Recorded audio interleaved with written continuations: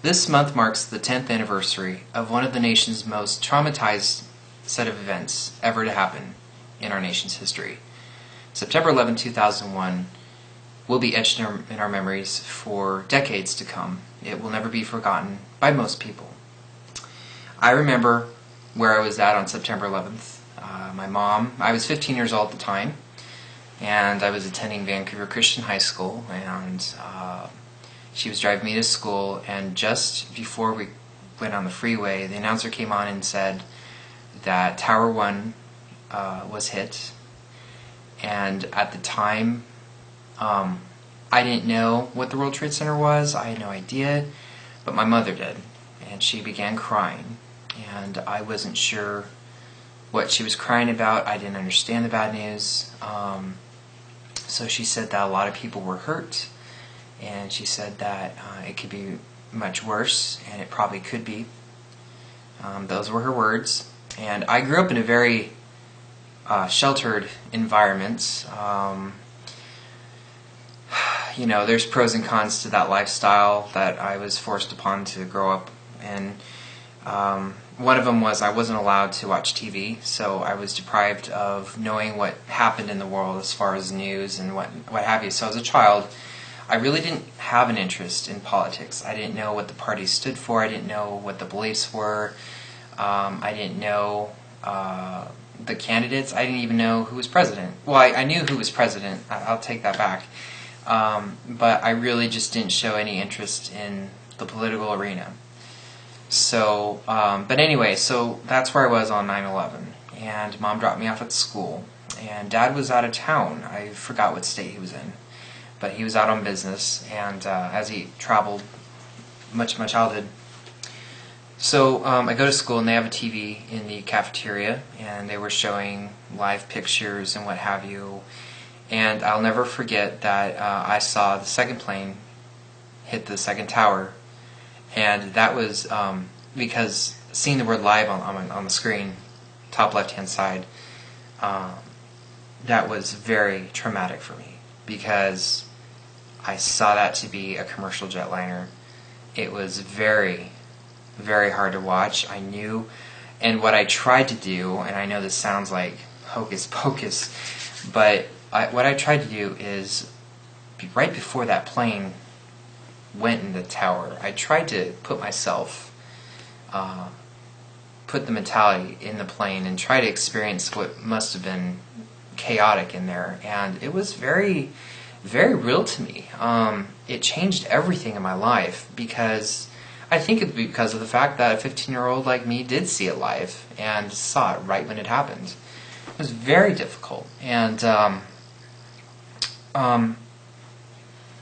so after that, seeing that, I called my dad to make sure he was okay, because that really scared me. I was crying.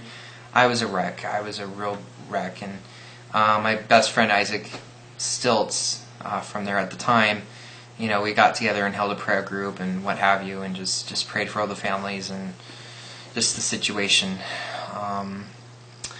But it really influenced me. It really kind of woke me up a little bit, because I did decide from that day on to get interested, to know what's going on in the world, so that maybe I can be a part of the change, of any change going on in the world. But that day was very hard for me, because for the next few nights I actually had dreams, had nightmares of being there at Ground Zero. And I remember this one dream I had very distinctively. I was in one of the towers. I'm not sure which one. I can't remember. But anyway, the plane had already hit the tower. And so it was 3,000 degrees. It was super hot, obviously from the jet fuel and what have you. And but I wasn't affected. I wasn't affected. I was not burned. I was just walking around, noticing all the faces, and noticing all the fear and the anger and the uncertainty and all these emotions going through everybody's minds. And the people trapped and what have you. And I remember this one woman came to me. She grabbed my arms, and then that floor had collapsed.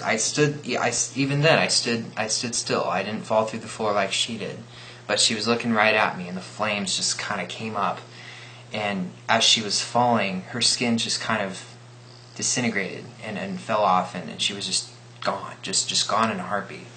And I woke up with a sweat. I was just really just in a wreck after that nightmare.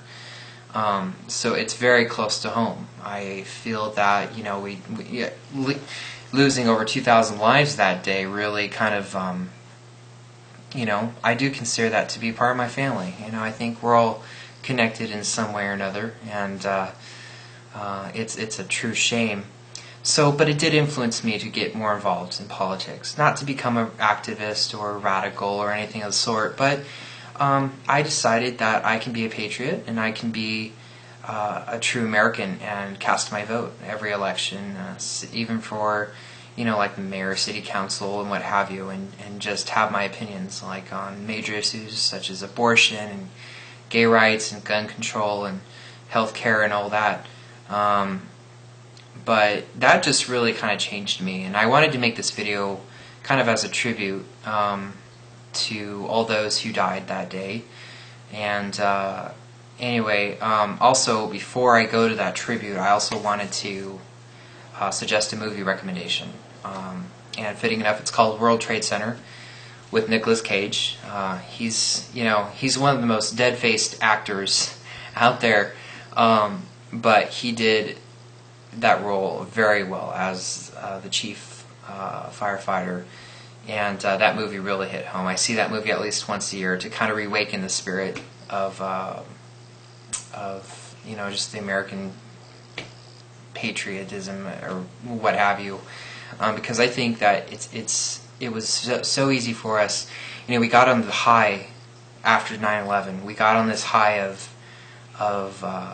just showing love to strangers, helping people out that, you know, we wouldn't have thought of helping out before 9/11. And it kind of woke that spirit up. Unfortunately, though, it kind of died down, where we went back to the norm and we just filed that away as a tragic event. And I think that's really sad. I think we need reminders that, hey, you know, we're Americans and we need to have each other's backs. And you know, with Hurricane Katrina and 98 we had Columbine, and nothing compares to what happened on 9/11/01. And oh God, it just seems like it was yesterday when this all hit home for me. And I just want to personally thank everybody, men and women, serving in our armed forces, because you guys are the reason why that we are here practicing our rights, our freedoms, and fulfilling our dreams and hopes. And we are in a world of trouble. I mean, this is a very scary country, the USA. I doubt its recovery, but I do cling on to something, and that's hope. I do think that with hope could come change, and we'll just see, fingers crossed. I was just reading an article the other day that this nation this year will be in debt by I think it was 43 or 34. Well, anyway, it's about $1.5 trillion in debt this year.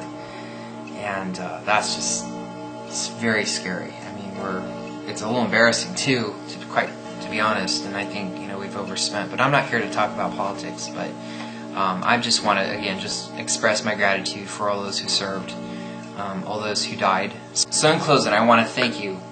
Thank you, our veterans, those who served. Thank everybody who is a part of attempting to make this nation a better place, for helping out our fellow men, for assisting those in need, and for caring for the elderly, and doing everything we can to make this place that we live in more homey, I guess I should say.